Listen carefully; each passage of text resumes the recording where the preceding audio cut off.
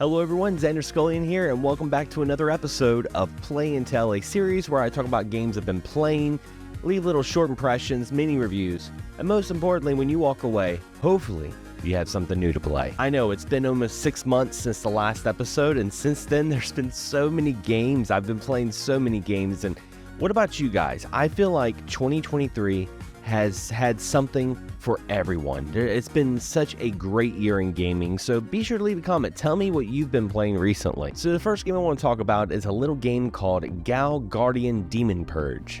Yeah, it really just slips off the tongue, right? Well, this is an interesting take on the Metroidvania genre from NT Crates, the folks who brought us the Bloodstained series, and is a crossover with the Galgun series, which I have played Galgun before in the past. I did a review of Galgun 2. It was a really interesting game, so to see this sort of collaboration, I was pretty intrigued. The story is pretty bare bones. I mean, you're playing as two sisters who are demon hunters, and their high school gets caught in this dimension, in this demon world, and it resembles, let's be honest, it resembles Dracula's castle. There's no beating around the bush. This is a game very much inspired by the Castlevania series, and you know what? I'm okay with that. And not just any Castlevania, but one of my favorite Castlevanias of all time. I actually have a store display right behind me, Castlevania Portrait of Ruin. The sisters you play as, Maya and Shinobu,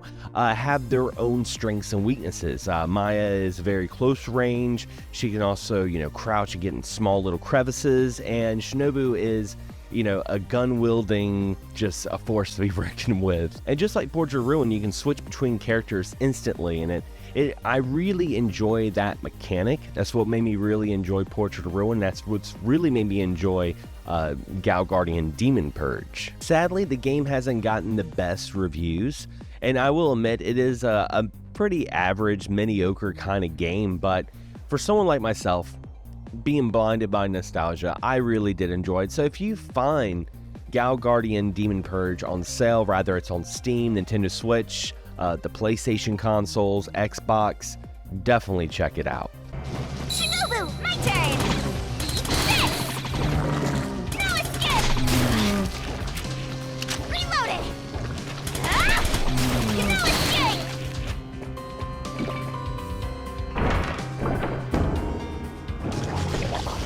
Eat this! This is for you! Eat this! Eat this! Eat this! This is for you! This is for you! No escape!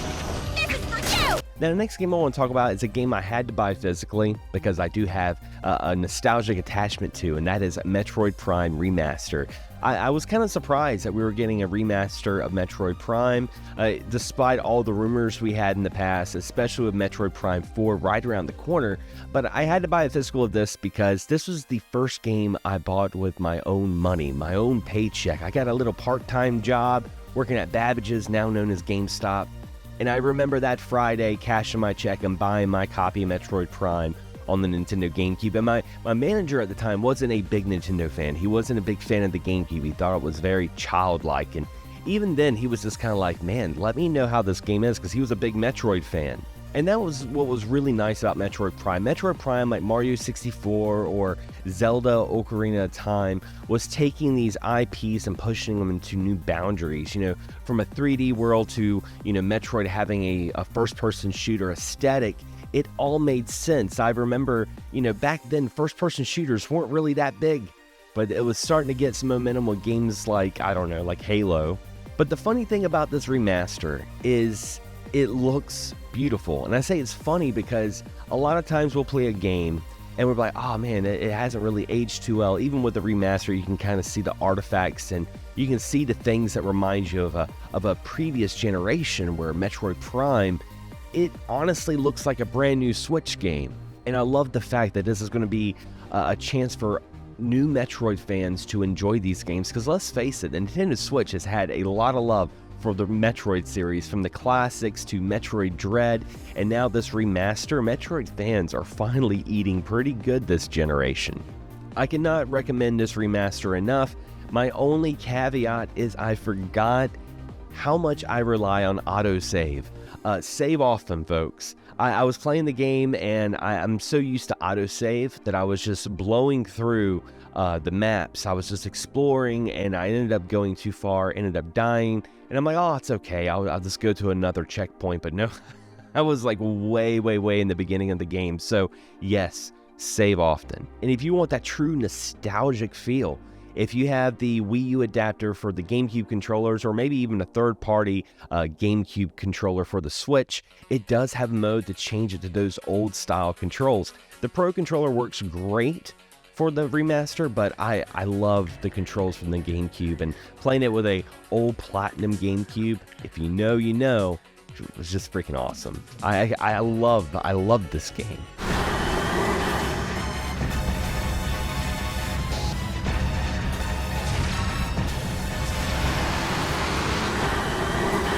And next up is a game that I didn't think I needed in my life, to be honest. When I heard the initial news that Resident Evil 4 was getting a remake, I was like, you know, Resident Evil 2 remake was great. I really did enjoy Resident Evil 3 Nemesis remake. It was a shorter experience, but it was a lot of fun. Capcom has had a pretty good track record with remaking Resident Evil games, let's be honest.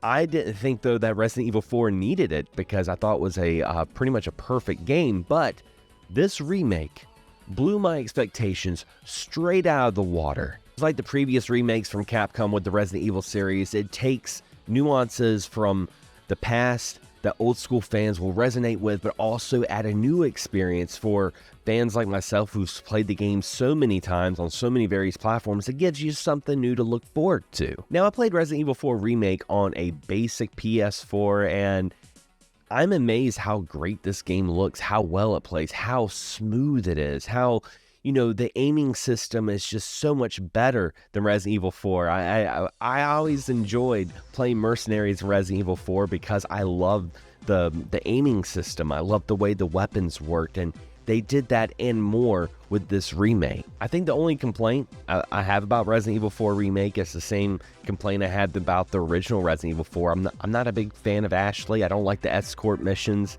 I feel like they're done a little bit better in the remake. It feels like it's been given a little bit more quality of life improvements with that mechanic. At the time, that was like the craze, folks. Everyone loved their escort missions. Sadly, I haven't finished Resident Evil 4 yet. I want to go back and play it, but from what I played so far and live streaming it with you folks, man, this game has been so much fun. Holy shit.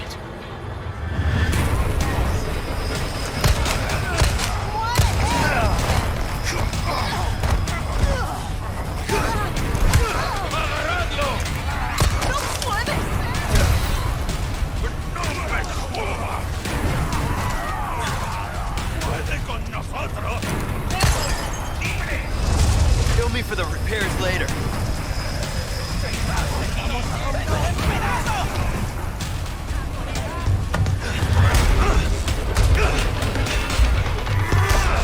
But sadly, I don't know when I'm going to get to Resident Evil 4, because this next game I want to talk about, single-handedly pretty much almost killed my channel. I've had no proactivity whatsoever to make videos, to do anything else but play this game. For the first time in almost 11 years having this channel up, a game has almost broke me from making content. And of course, I'm talking about The Legend of Zelda Tears of the Kingdom. Yes, folks, it's here. It's been here. We've been playing it. Unless you've been living under a rock for the past almost month now, this game definitely is a Game of the Year contender. But I have to be honest, I was kind of nervous with the initial announcement of Tears of the Kingdom, Breath of the Wild 2, I should say, back in 2019. A much different world, watching Nintendo at E3 drop this trailer. And the reason why I was really nervous about it is because as much as I love Breath of the Wild, lightning doesn't strike twice. And I was like, man, I hope they don't screw this game up. And then all the delays, I thought the anticipation was getting so high. I was worried that this game would not deliver and it become like a huge laughing stock of social media. And I would hate to see that because I love the Zelda series. But I couldn't be any more wrong, because Tears of the Kingdom takes everything that I loved about Breath of the Wild and makes it even better, almost like the way sequels should be. Now, I'm nowhere near done with Tears of the Kingdom. So don't take this as a review, and this is definitely not a first impression because I've already put so many hours into it. I'm on my 3rd temple out of 4. I've already gotten the Master Sword, I got the Master Shield. But one of the things I cannot stress enough that I love about Tears of the Kingdom, and I'll get into the gameplay, but the way the game starts off. The game starts off the way a lot of games should start off. Right off the bat, action in your face, let's get going. There was no catching up with the characters. Oh, let's do a little bit of fetch quests. Let's learn about the controls. No, you straight up start underneath Hyrule. You awaken the Demon King. Boom, you're in the sky and you're jumping down and there's your adventure. And I love that. I love it so much. There was no fluff. It was straight to the point. So many games, folks tell you, oh, you gotta wait for it. It starts getting good after 8 hours. I don't have time to wait for a game to get good for 8 hours, especially if, it's something like Zelda and you're paying like $70 retail. Something else I was really nervous about was the building mechanic. I'm not a creative gamer. I don't really play a whole lot of games like Minecraft. I enjoy Dragon Quest Builders, and I have my limits with games like Animal Crossing. And I was really concerned that this new mechanic would kind of overthrow everything else in the game, and that would be the main thing. And I was like, I don't know if I want to play this or not. And I'm glad I gave it a try because it's done so well. It is done so well. I don't know what it is. Tears of the Kingdom makes me almost go back to a simpler time in my childhood. I feel like I'm outside playing. I feel like I'm having this huge imagination. And what I like about the building mechanic is it, shows you the ropes. You don't have to be someone like you're seeing online building mechs and all this stuff. You can build really simple stuff and be very effective, like a board and 2 fans. Boom, you got a air cycle. Not to mention, if you really use your mind, you can kind of cheese past puzzles at the shrine, because you would get schematics and you can, after a while you can start materializing things that you build. And there's so many times I would just pop in a hot air balloon and just go up instead of using the wood to create a crank and do this. I just go up using a hot air balloon, or just take a piece of wood, you grab it, you move it up, use recall, boom, you got an elevator. There's really no wrong way to play this game, and that's what I really love about Tears of the Kingdom. I think my biggest advice for newcomers to this game, or if you're having some trouble with this game, is to savor it. This game right here, this is not a game meant to be blown through. This is a game that you want to relish and really explore, and I feel like you're doing yourself a disservice if you're just playing it through the story, just trying to blow through it. You're missing so much. But yeah, this is probably one of the best games I've played in a very long time. This is the game that I would daydream about while I was at work. I'm like, man, I can't wait till I get off work and play some Zelda. I would wake up hours before my shift just so I'd have enough time to explore this world. And that really says something for someone like myself who, enjoys video games but claims they don't have enough time to enjoy video games sometimes. And of course, getting into the weapon durability, because I know that was a huge turnoff for a lot of folks for Breath of the Wild, including myself. I wasn't a big fan of the weapon durability, but they do it really well in this game. Yes, your weapons break. They break often. You can fuse your weapons to add some more stats, and that becomes a whole new possibility. And that's what I noticed with the weapon durability. The game purposely breaks your weapons because the game wants you to explore even the way you fight in this game. Let's face it, I know myself as a gamer, if I got some really powerful sword, I would probably stick with that sword through the majority of the game. You really just have to think outside the box. I think the only thing I don't like about Tears of the Kingdom is, as much as I enjoy this game and as much as I've been just really in love with it, in the back of my mind I keep thinking about if this was on a more powerful Nintendo console.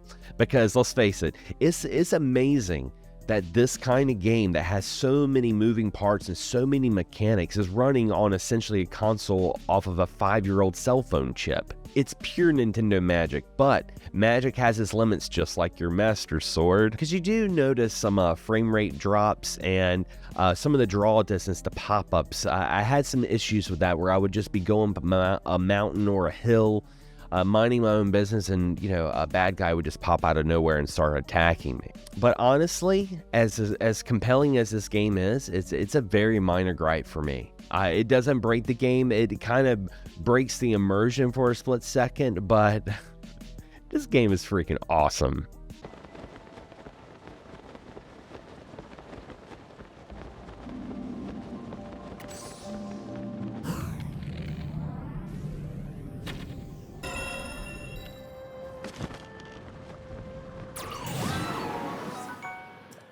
But anyway, guys, those are some games I've been playing. What have you been playing? Leave a comment below. How much have you been enjoying Zelda? Let's really talk about that. But if you enjoyed this video, don't forget to subscribe, but also hit the bell for notifications, because I will be doing some more play and tell shorts, short form content, talking about some of the games, because there's just been so much coming out. But anyway, guys, as always, I want to thank you for watching. Thank you for subscribing. And as always, happy gaming.